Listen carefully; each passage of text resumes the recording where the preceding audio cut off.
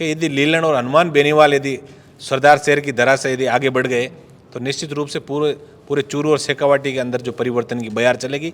ये कहीं ना कहीं उनके दिल के अंदर डर है, वो डर उनका बाहर निकल के आया है। और बीजेपी वैसे ही जो पहले दिन की जो स्थिति थी उससे बहुत पीछे चली गई, कि चाहे ओबीसी आरक्षण में विसंगतियों का मामला हो, चाहे जालोर का मामला हो, चाहे रीट भर्ती का मामला हो, चाहे परिवहन घोटाले का मामला हो, और लंपी जैसी जो डिजीज जो गायों के अंदर आई, जिसमें भारतीय जनता पार्टी सिर्फ ये कहती है गाय तो सिर्फ हमारी माता है, बिल्कुल उसको बचाने के लिए भी राष्ट्रीय लोकतांत्रिक पार्टी के तीनों विधायकों को संघर्ष करना पड़ा। मेरे हिसाब से राजनीति करने वाले लोग जो है वो दिमाग से राजनीति करते हैं।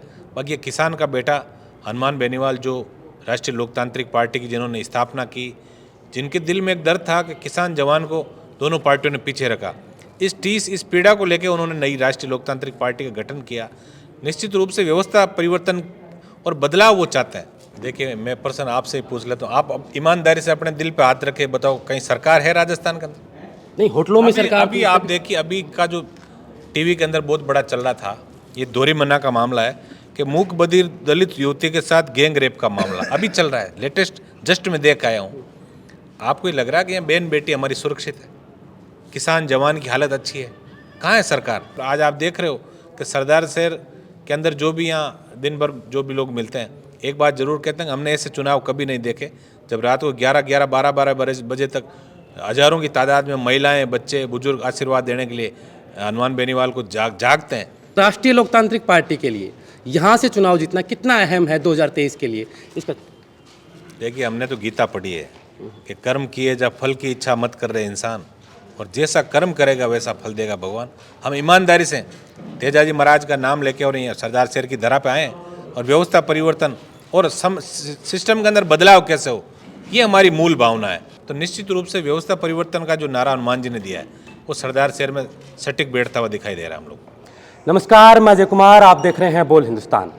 सरदार शहर में उपचुनाव जैसे जैसे नज़दीक आ रहे हैं, चुनावी सरगर्मी तेज हो रही है और आज हमारे साथ खास मेहमान, क्योंकि हमारी चुनावी यात्रा शुरू हो चुकी है सरदार शहर में जनता में माहौल क्या है जानने के लिए।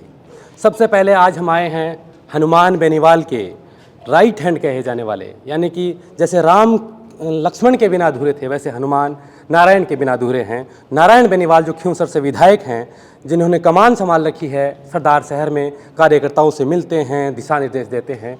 इन चुनावों की तैयारी कैसे चल रही है, वो तमाम बातें, क्या मुद्दे हैं, वो बातें करने के लिए नारायण जी आज हमारे साथ मौजूद हैं। सबसे पहले तो नारायण जी, आपका बोल हिंदुस्तान में स्वागत है। धन्यवाद। जैसे कि चुनाव जैसे जैसे नज़दीक आते हैं, हर रात समीकरण बदलते रहते हैं। क्या लगता है कि सरदार शहर में अब की बार सरदार शहर की जनता किसे सरदार बनाने जा रही है? देखिए, सरदार शहर का जो मुकाबला है दिन ब दिन बड़ा रोचक होता जा रहा है और हमें आशा से ज़्यादा जो एक लोगों का जो प्यार, प्रेम और आशीर्वाद जो राष्ट्रीय लोकतांत्रिक पार्टी के प्रत्याशी को मिल रहा है, तो निश्चित रूप से व्यवस्था परिवर्तन का जो नारा हनुमान जी ने दिया है वो सरदार शहर में सटीक बैठता हुआ दिखाई दे रहा है हम लोग। जैसे कि नारायण जी, हम देखें एक बात टेक्निकली रूप से देखें कि 35 साल भंवरलाल शर्मा ने राज किया है, यानी विधायक रहे हैं, और अब कांग्रेस ने उन्हीं के बेटे पे दाव खेला है। 5 बार चुनाव लड़ चुके हैं कांग्रेस के उम्मीदवार, 1 बार जीते हैं, और आपने लालचंद मूड पे अब की बार दाव खेला है।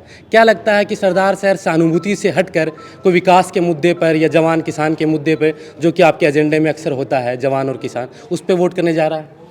देखिए, मैं अपने मुंह से कहूँ तो अच्छा नहीं लगेगा, बाकी आप चूँकि पत्रकार हैं और चौथा स्तंभ आप लोकतंत्र अपने आप को कहते हैं, तो ईमानदारी से आप लोग जाके और सरदार शहर के प्रत्येक गांव का एक बार भ्रमण जरूर करें और लोगों को ये बताएं कि सरदार शहर जो है वो, ये कहते हुए मुझे बड़ी पीड़ा हो रही है कि हमने जब शेखावाटी की जब बात आती है और जब ये चूरू और इस बेल्ट की जब बात आती है, तो एक जैन में ये बात ज़रूर थी हमारे कि सरदार शहर ज़रूर कहीं ना कहीं विकास में आगे होगा।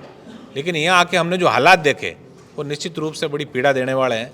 गाँव के अंदर विकास नहीं है, शिक्षा का कोई स्तर नहीं है। यहाँ गाँव के अंदर बहुत कम बच्चे ग्रेजुएट मिलेंगे, और सबसे बड़ी बात यह कि मैं बैठा अध्ययन कर रहा था कि पूरे सरदार शहर विधानसभा के अंदर आज तक किसान परिवारों में कोई आरएस ऑफिसर नहीं था।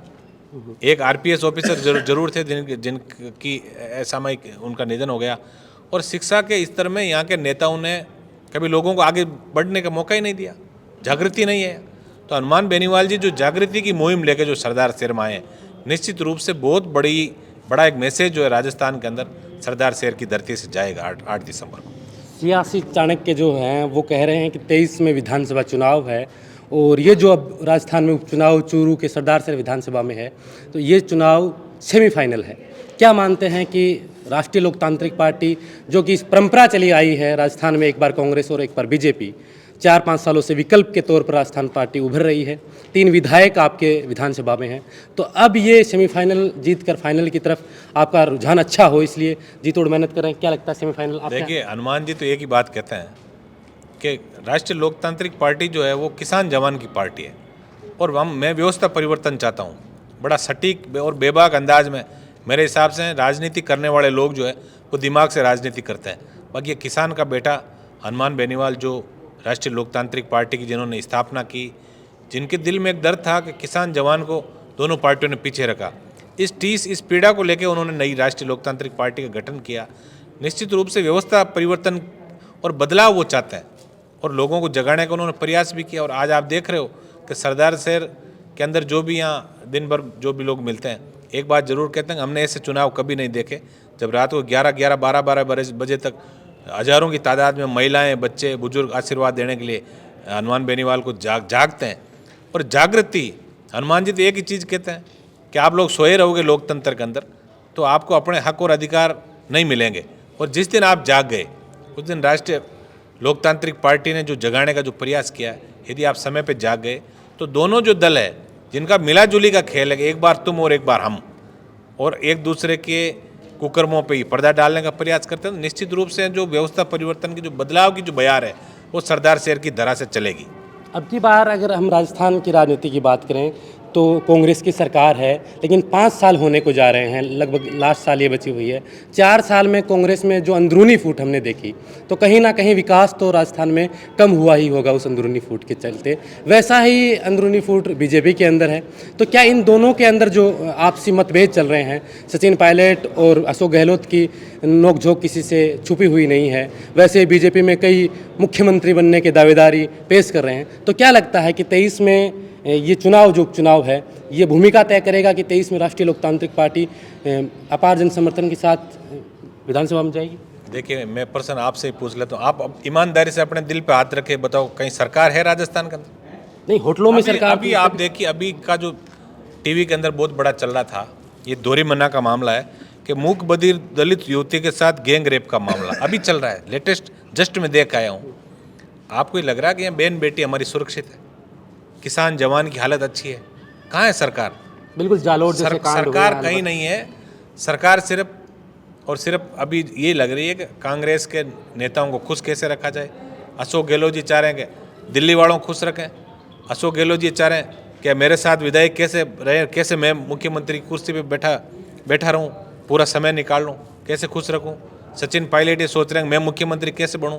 तो जनता जो पिस रही इन दोनों की लड़ाई के बीच, ये निश्चित रूप से कहीं ना कहीं हम सब के लिए आने वाले समय के लिए जो खतरे की घंटी है कि जब आप जनप्रतिनिधि जन सेवा की कसम खा के ये शपथ लेके आप विधानसभा और लोकसभा के अंदर जाते हैं और फिर सिर्फ अपनी कुर्सी बचाने की एक ही बात यदि आप सोचते हो तो जनता का भला हम कब करेंगे? बिल्कुल। तो ये निकल के राजस्थान के अंदर आ रहा है कि भारतीय जनता पार्टी ने तो ईमानदारी से विपक्षी भूमिका निभा रही। आपने देखा कि चाहे ओबीसी आरक्षण में विसंगतियों का मामला हो, चाहे जालोर का मामला हो, चाहे रीट भर्ती का मामला हो, चाहे परिवहन घोटाले का मामला हो, और लंपी जैसी जो डिजीज जो गायों के अंदर आई, जिसमें भारतीय जनता पार्टी सिर्फ ये कहती है गाय तो सिर्फ हमारी माता है, बिल्कुल, उसको बचाने के लिए भी राष्ट्रीय लोकतांत्रिक पार्टी के तीनों विधायकों को संघर्ष करना पड़ा।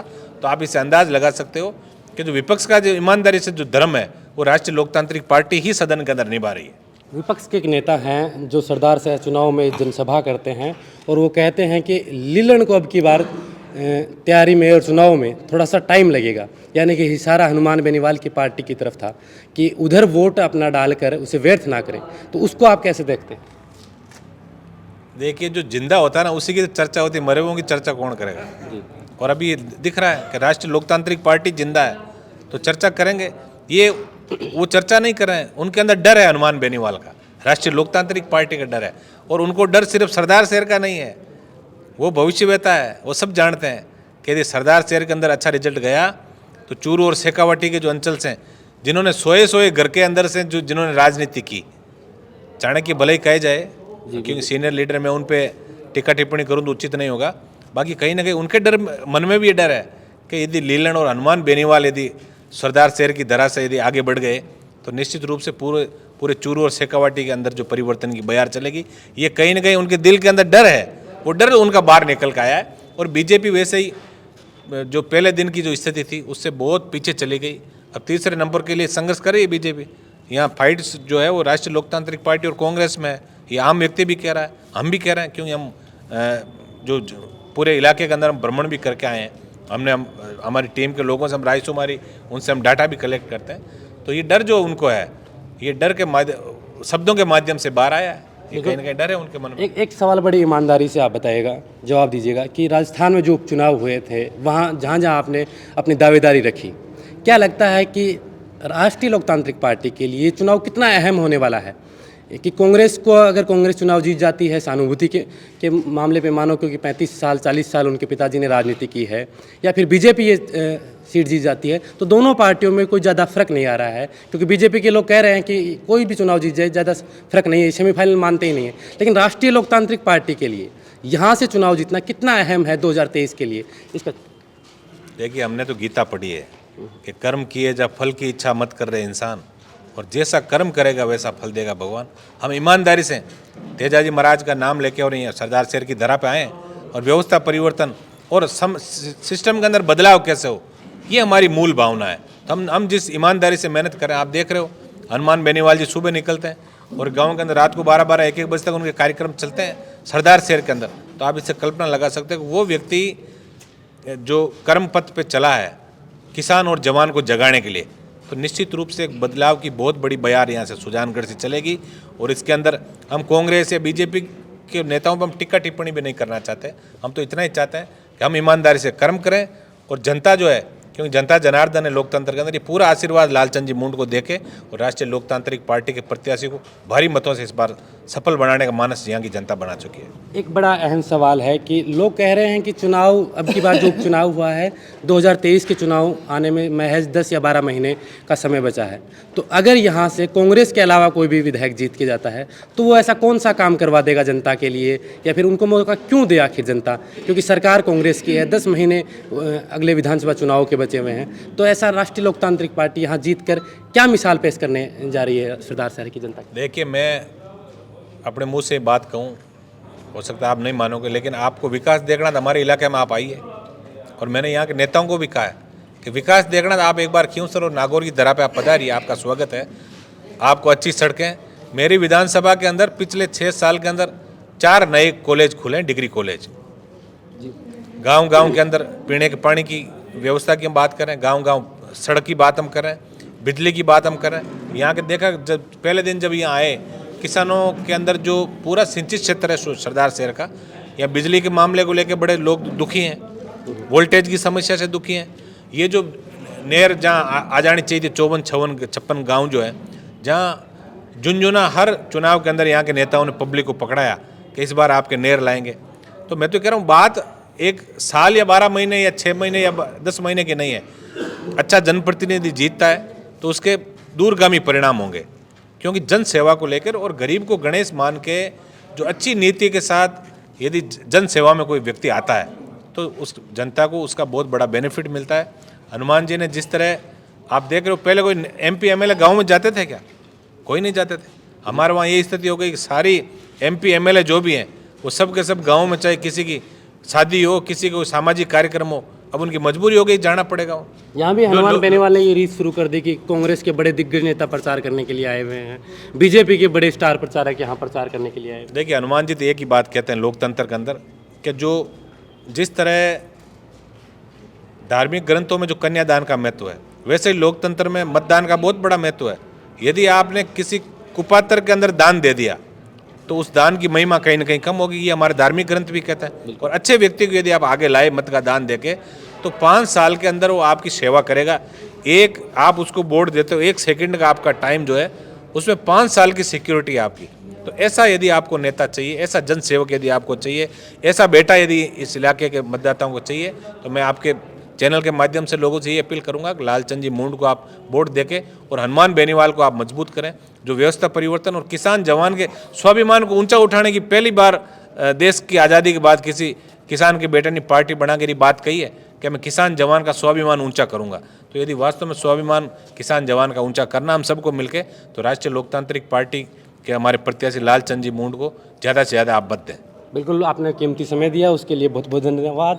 ये थे खिंवसर से विधायक नारायण जी बेनीवाल, जिन्होंने तमाम उन सवालों का जवाब दिया जो आपके जहन में हैं, आपके मुद्दे थे, आपकी समस्याएं थी, उन पे बेबाक अपनी राय रखी। आने वाले समय में जब 5 दिसंबर को चुनाव होंगे, मतगणना होगी 8 दिसंबर को, और जो परिणाम आएंगे तो ये कह रहे हैं कि इनकी पार्टी से अगर इनके प्रत्याशी विजय होते हैं तो दूरगामी परिणाम सरदार शहर के लिए सुखद होने वाले हैं, यानी कि 23 में अच्छे परिणाम जनता को मिलने वाले हैं। आप देख रहे थे बोल हिंदुस्तान, मैं अजय कुमार, नमस्कार।